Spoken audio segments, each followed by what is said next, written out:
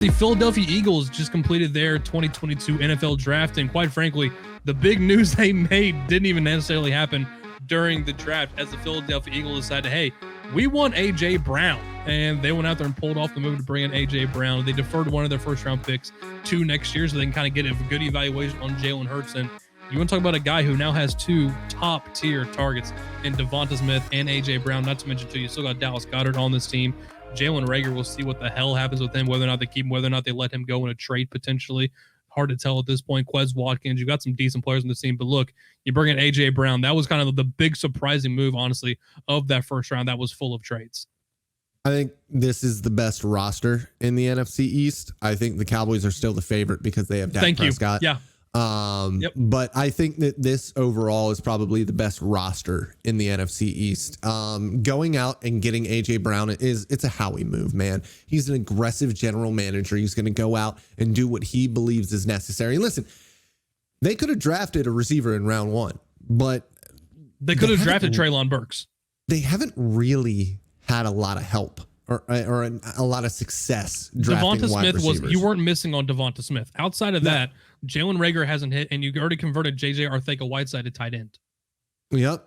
And so, first of all, Outlaw, that's false. They're not the third best team in the NFC East. That's ridiculous. Outlaw, who's your number two team? I want to know who your number two team is. It has to be Washington because it's not the Giants. It can't beat the Giants.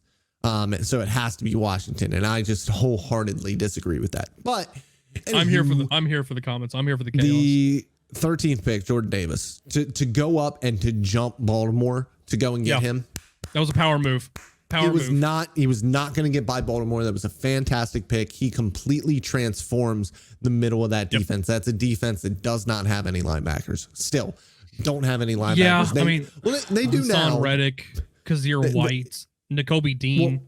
But Reddick will be playing on the edge. He'll be rushing the passer. So he's not really a linebacker. Not a stand-up, They do have Nakobe Dean now, which is massive that he fell that far. Obviously, he has an unresolved shoulder injury. I didn't realize this guy had as many injuries as he did until the draft coverage went off, because there was a lot of stuff we're like, wait, where is this coming from? The knee is kind of a long-term issue, possibly. And then the shoulder is an unresolved injury from this year. But if he's going to be able to play through it and get surgery in the offseason, I don't understand why he fell so far. Like David Ojabo tore his Achilles.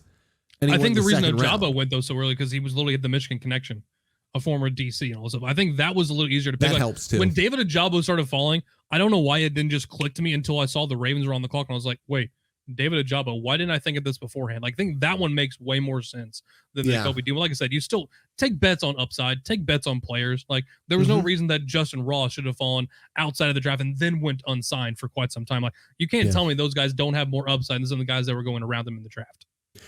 Yep. And then, Cam Jurgens, it might not make a ton of sense to Philadelphia fans because he doesn't help right away. But he is your center of the future, and to have a year behind Jason Kelce to learn is a fantastic move by them, in my opinion. Go find the video from Jason Kelce when they were live and he was on them when they were on these picks.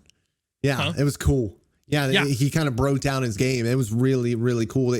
So it's funny because if you guys don't know and you're watching this, Jason Kelce helped scout Cam Jurgens, which I think anytime you can get one of your guys in and to pretty much replace him in the future, that's kind of cool. It's like you said, this is the guy that reminds me the most of myself of anyone else in this draft class or for the past couple draft classes. Remind you of what? I said, no, Jason Kelce said, this is the guy that reminds me the most of myself from these past couple draft classes. That was in that video when the draft pick got made, when he was breaking it down. That was how he said he loved Cam Jurgens. It reminded him so much of himself. I'm a big fan because I really liked his beef jerky. If you guys don't remember from the NFL Combine, beef jerky and all that stuff that came out, the guy from Nebraska, he does make and sell his own jerky. So if you're a fan of the Eagles and you're also a fan of beef jerky, you can support your center of the future with some pretty good stuff, actually. Pretty good price, too. I was a big fan of it. My fault on the confusion. I thought you were saying that he reminded you of you, not that you were speaking for Jason Kelce. But if you like beef jerky, then it might be a little bit like you. Doesn't everyone like beef jerky though? I mean, you probably should. Like if you don't like vegan, beef jerky, that's going to tell me a lot about you as a person. Yeah, I agree. Kyron Johnson and Grant Calcaterra to round this thing out. The Grant Calcaterra move, that's an interesting one. Mm-hmm. Oh, yeah. I mean, that's that's probably tight end 2 right away, right? In Philadelphia behind. So you get him, and listen, the head injuries are tough.